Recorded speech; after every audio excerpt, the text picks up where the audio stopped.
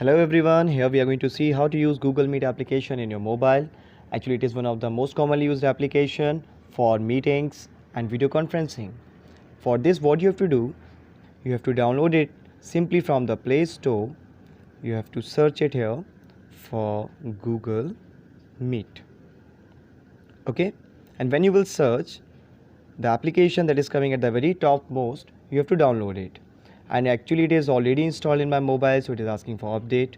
So we are not going to update it now. We are directly going to open it and let's see how the meetings begin on Google Meet. So when the application will get opened, it will appear somewhat like this. Simply click on the new meeting and then on the second option, start an instant meeting.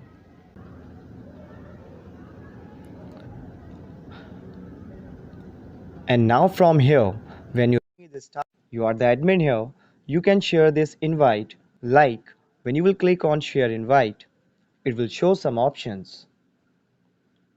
So we have to send it by suppose WhatsApp. So we will select WhatsApp and then on the any contact we can send it like in the school or any one group. You have to just select the contact and then send.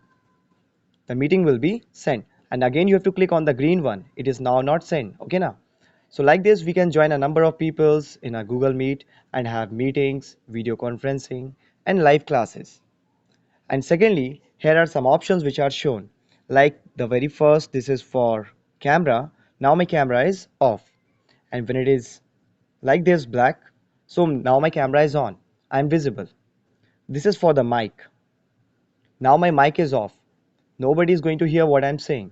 But now, when it is black, now my mic is on.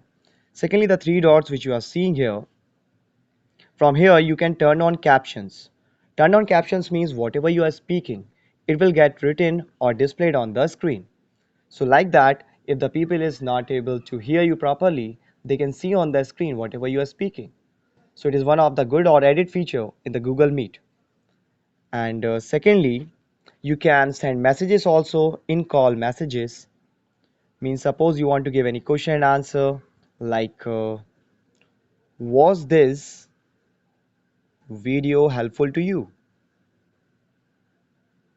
Helpful to you. Okay.